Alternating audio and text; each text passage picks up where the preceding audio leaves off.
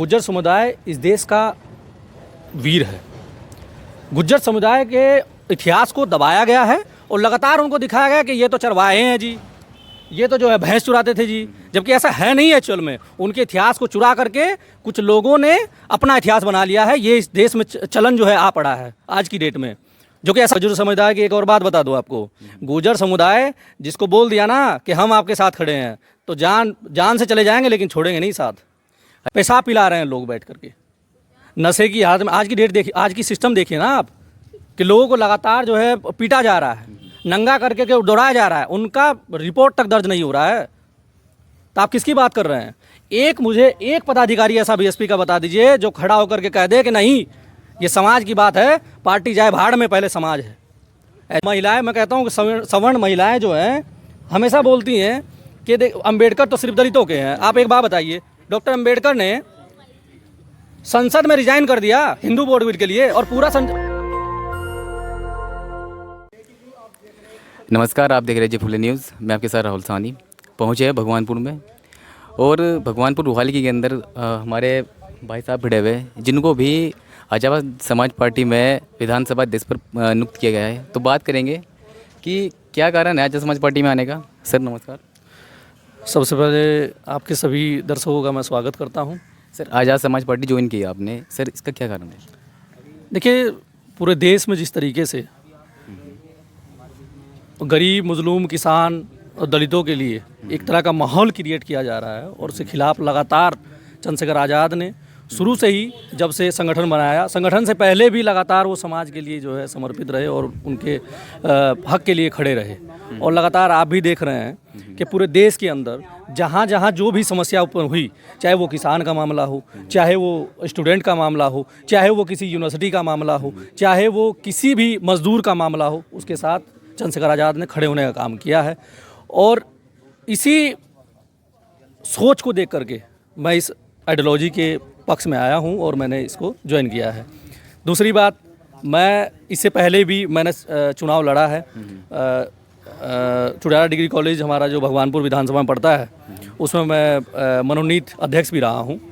तब मैं किसी पार्टी में नहीं था, एक इंडिपेंडेंट तरीके से हम लोग लड़े थे। और मुझे उस समय भी लगता था कि एक समाज में एक संगठित रूप से एक संगठन की ज़रूरत है। उस समय पार्टी का गठन चंद्रशेखर आज़ाद नहीं किए थे, इसलिए हम लोग उस तरीके से आ नहीं पाए। अच्छा, बीएसपी भी है, मान्यवर काशीराम साहब ने बनाई, ये क्या कारण रहा कि आपने बीएसपी ज्वाइन नहीं की? एक्चुअली बीएसपी का मामला ये है कि देखिए, आज की डेट में लोग देखते हैं काम करने वाले व्यक्ति को। बीएसपी ने लगातार अपना काम किया है, हम उस बात को डिनाई बिल्कुल नहीं कर रहे हैं कि उन्होंने काम नहीं किया है। लगातार काम किया है, लोगों के बीच में जब तक रहे तो वो सत्ता में भी रहे। 4 बार मुख्यमंत्री मायावती को बनाया गया है। आप देख लीजिए, 4 बार मुख्यमंत्री बनने के बाद आज की स्थिति क्या है, समाज की स्थिति क्या है। वो लोग कितने मजदूर, किसान, जिन लोगों ने वोट दे करके उनको सत्ता में बैठाया, क्या उनके पक्ष में बात करती हैं? एक बार भी वो उठ करके बोलती नहीं है। खाली हुजूम बनाया हुआ है कि मायावती एक बार अगर रोड पे आ जाएंगी तो जाम हो जाएगा, मायावती एक बार अगर बोल देंगी तो ट्विटर हैक हो जाएगा, जबकि होने जाने वाला कुछ है नहीं है। एक्चुअल में काशीराम साहब ने कमाई की और इन लोगों ने बैठ के खाई और खा रहे हैं, इनके पुश्ते खाएंगे, इसके अलावा कुछ है नहीं है ग्राउंड पे। ऐसा नहीं है कि मायावती ने काम नहीं किया। यूनिवर्सिटी खुलवाई, ITI कॉलेज खुलवाए, रोड बनवाए, अम्बेडकर जो लखनऊ में पार्क है वो आपके लिए बनवाए। ऐसा नहीं बोल सकते भी काम नहीं करा। नहीं, मैंने कहा कि काम नहीं, मैंने बोला ही नहीं कि काम नहीं किया। मैंने कहा कि काम जब तक थे तो काम किया, लेकिन आज दलितों के आज बहनों को नंगा कर दिया जा रहा है रोड पे। मायावती के कितने ट्वीट आते हैं आज लगातार। आज लोगों को जो है पेशाब पिला रहे हैं लोग बैठ करके, नशे की हालत में। आज की डेट देखिए, आज की सिस्टम देखिए ना आप, कि लोगों को लगातार जो है पीटा जा रहा है, नंगा करके के दौड़ाया जा रहा है, उनका रिपोर्ट तक दर्ज नहीं हो रहा है। तो आप किसकी बात कर रहे हैं? मुझे एक पदाधिकारी ऐसा बीएसपी का बता दीजिए जो खड़ा होकर के कह दे कि नहीं ये समाज की बात है, पार्टी जाए भाड़ में, पहले समाज है। ऐसे सिर्फ चंद्रशेखर आज़ाद हैं जो कह देते हैं कि हम लोगों को जो है वोट से लालच नहीं है। वोट देने वाले और लेने वाले आते जाते रहते हैं। ये संगठन लोगों के बीच का संगठन है और ये गरीबों ने इकट्ठा किया है, ये गरीबों ने जो है इसको जोड़ा है। अच्छा, जो भारत है, धर्म के नाम पर वोट डलती है यहाँ पर भारत में, क्या लगता है आप जोड़ पाओगे बहुजन समाज को एक साथ करके? मैंने कहा कि हम पूरे दलित समाज आवाज़ उठाते हैं चंद्रशेखर, हम मानते हैं कि चंद्रशेखर सभी की आवाज़ उठाते हैं, चाहे वो ब्राह्मण हो, SC ST हो, OBC हो, कोई भी हो, वो आवाज़ उठाते हैं हर एक की। बट क्या लगता है आपको कि चंद्रशेखर रावण जोड़ पाएंगे बहुजन समाज को एक साथ? चंद्रशेखर आज़ाद सिर्फ अन्याय के खिलाफ लड़ते हैं।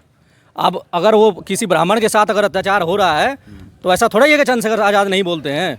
लगातार दिल्ली में किसानों ने धरना प्रदर्शन किया तो वहाँ ब्राह्मण नहीं थे, ब्राह्मण थे वहाँ जाट राजपूत नहीं थे, तो वो किसके पक्ष में बोल रहे हैं? हम चाहते हैं देश के अंदर समानता हो, लोगों को इज्जत से जीने का अधिकार मिले, इसी के पक्ष में हम लोग लड़ाई लड़ रहे हैं। और गुज्जर समाज बहुत बहुमत के साथ भीम आर्मी भी आज़ाद समाज पार्टी में जुड़ रहा है, इसका क्या कारण है? देखिए, गुज्जर समुदाय, मैं आपको रियलिटी बता रहा हूँ। गुज्जर समुदाय इस देश का वीर है। गुज्जर समुदाय के इतिहास को दबाया गया है और लगातार उनको दिखाया गया कि ये तो चरवाहे हैं जी, ये तो जो है भैंस चुराते थे जी, जबकि ऐसा है नहीं है। एक्चुअल में उनके इतिहास को चुरा करके कुछ लोगों ने अपना इतिहास बना लिया है। ये इस देश में चलन जो है आ पड़ा है आज की डेट में, जो कि ऐसा नहीं होना चाहिए। मान लीजिए मिहिर भोज के लिए चंद्रशेखर आज़ाद बोले, उससे पहले कौन बोला? नहीं बोला ना। सब अपना बाप बता रहे हैं कि हमारा बाप है, हमारा बाप है, तो ऐसा तो नहीं है। तो लगातार गुज्जर समुदाय, आप प्रतिहार वंश का उनका इतिहास पढ़िए, आप पढ़िए। गुज्जर समुदाय जो है आज से नहीं है। राजपूत इस देश में नहीं थे ना, तब भी वो लोग थे। उन लोगों ने बहुत बड़ी बड़ी लड़ाइयाँ लड़ी हैं। इस पर मैं किसी दिन संक्षिप्त में आपसे बात करूँगा, साक्ष्य के साथ मैं आपसे बात करूँगा, तब लोग आएँ, करें डिबेट, बताएं आप कि आपका इतिहास है।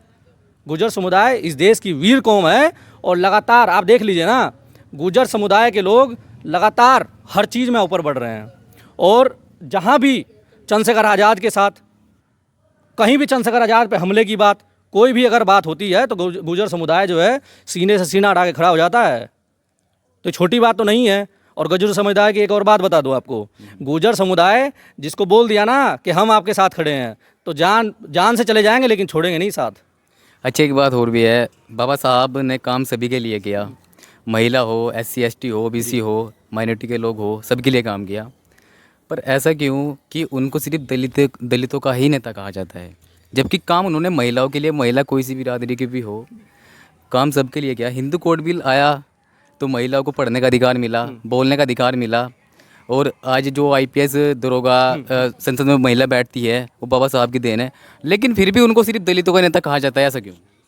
देखिए, एक्चुअली इस देश में एक आइडियोलॉजी, एक एजेंडा सेट हो गया है कि डॉक्टर अंबेडकर जो है वो सिर्फ दलितों के नेता हैं। मैं मानता हूँ कि डॉक्टर अंबेडकर, ये दुनिया का सबसे बड़ा लोकतांत्रिक देश है और सबसे बड़े लोकतांत्रिक देश को गढ़ने वाले डॉक्टर अंबेडकर थे। डॉक्टर अंबेडकर ने एक एक चीज़ों को इस तरीके से लिखा कि यहाँ क्या लोग बात करेंगे, महिलाएं, मैं कहता हूँ कि सवर्ण महिलाएं जो हैं हमेशा बोलती हैं कि अंबेडकर तो सिर्फ दलितों के हैं। आप एक बात बताइए, डॉक्टर अंबेडकर ने संसद में रिजाइन कर दिया हिंदू कोड बिल के लिए, और पूरा हिंदू कोड बिल लागू कब हुआ था? पूरा हिंदू कोड बिल लागू कब हुआ? हिंदू कोड बिल के लिए डॉक्टर अंबेडकर ने कहा, जब हिंदू कोड बिल पास होने की बात आई तो डॉक्टर अंबेडकर ने कहा कि पूरा पक्ष जो था वो अंबेडकर के खिलाफ था, और जब पास नहीं हुआ अंबेडकर ने कहा कि इस संसद में मेरा होने का फ़ायदा क्या है, क्योंकि डॉक्टर अंबेडकर ने संविधान के बाद दूसरा काम जो किया था हिंदू कोड बिल पर किया था, उसी के चलते जो है उन्होंने रिजाइन कर दिया। अच्छा, क्या लगता है इस बार 2024 में क्या भूमिका रहेगी आज़ाद समाज पार्टी की? भाई, लगता है आपको कि आप अपनी सीट निकाल पाओगे? 2024 में आज़ाद समाज पार्टी की भूमिका बहुत बड़ी होने वाली है। आप एक बात देखिए भाई, आपको पता होगा कि एक गठबंधन हुआ है, जो कांग्रेस ने गठबंधन किया है इंडिया के नाम से, उसमें सभी बड़े बड़े नेता है, दिग्गज नेता है, और सिर्फ एक मायावती जी है, चंद्रशेखर आज़ाद जी है, जिनको बुलावा उसमें नहीं दिया गया। तो क्या लगता है भाई कि अब मायावती भी गठबंधन नहीं करना चाहती चंद्रशेखर से, और अगर मायावती के लिए लड़ती हो तो गिना चुनी सीट निकलती है, और चंद्रशेखर आज़ाद भी के लिए लड़ते हो तो गिनी चुनी सीट निकलती है। भाई, ऐसे तो नहीं आप बीजेपी को हरा पाओगे, ऐसा लगता है? एक्चुअली भाई साहब, बात ऐसी है कि ये लोग वोट तो चाहते हैं दलितों का, बट ये लोग लीडर नहीं चाहते हैं दलितों में। इनको वोट दीजिए आप, बट लीडर इनके यहाँ पैदा नहीं होना चाहिए। इंडिया नहीं, हम कह रहे हैं आप गठबंधन का नाम जो है कुछ भी रख लीजिए, होने वाला कुछ है नहीं है। नहीं, जो गठबंधन हुआ है उसमें सभी बड़े बड़े नेता है, दिग्गज नेता है उसमें। ऐसा नहीं है कि मैं कुछ नहीं कर सकते, बहुत कुछ कर सकते हैं अगर एक साथ मिल के चलेंगे तो। पर ये क्यों रहा कि चंद्रशेखर को नहीं बुलाया गया उसमें और मायावती को नहीं बुलाया गया? क्या वो आपको आज भी दलित मानते हैं? वो लोग शुरू से यही कर रहे हैं। कांग्रेस पार्टी की भूमिका कोई ज़्यादा बड़ी नहीं रही है। आप भूल गए हैं? आप भूल गए क्या? डॉक्टर अंबेडकर को कब कांग्रेस पार्टी का सबसे बड़ा अगर विरोधी कोई संसद के अंदर या संसद के बाहर रस्तों पे अगर कोई था तो डॉक्टर अंबेडकर था। अच्छा, अगर चंद्रशेखर जी को अगर बुलावा आ जाता कांग्रेस की साइड से तो चंद्रशेखर जाते क्या?